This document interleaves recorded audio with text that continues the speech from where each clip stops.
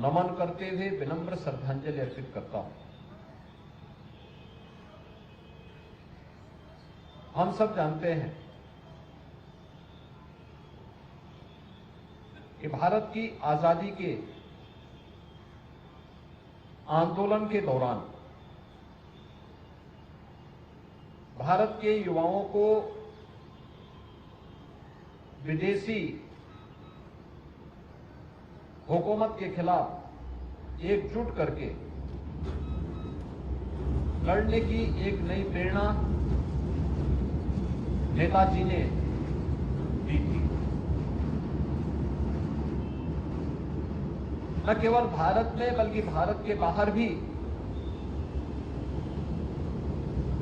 कैसे हमें देश की आजादी की लड़ाई को आगे ले जाना है, एक गजब की रणनीति नेताजी ने उस समय तैयार की थी। आज उसी का परिणाम है कि हम जब भारत के बाहर जाते हैं, बहुत सारी जगहों पर हमें नेताजी से जुड़े हुए वे स्थल देखने को मिलते हैं।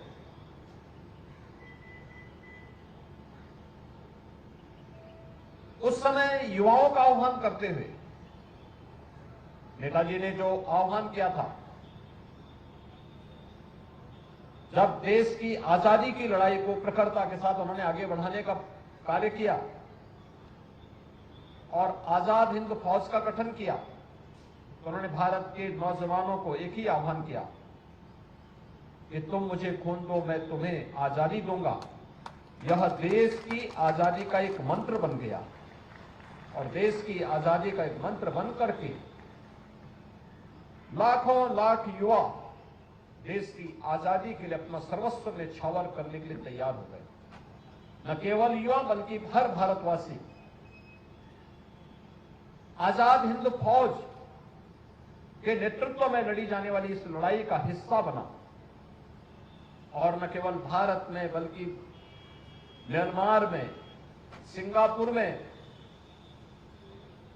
दुनिया के तमाम अन्य देशों में उन्होंने इस लड़ाई को बड़ी प्रखरता के साथ बड़े प्रभावी ढंग से आगे बढ़ाने का काम किया। आज यही कारण है कि हर भारतवासी नेताजी सुभाष चंद्र बोस के प्रति बड़ा श्रद्धा और सम्मान का भाव रखता है। यह हमारा सौभाग्य है कि देश के यशस्वी प्रधानमंत्री श्री नरेंद्र मोदी जी ने नेताजी सुभाष चंद्र बोस की पावन जयंती को देश के अंदर पराक्रम दिवस के रूप में आयोजित करने और एक साप्ताहिक आयोजन इसके साथ जोड़ने का कार्यक्रम बनाया है।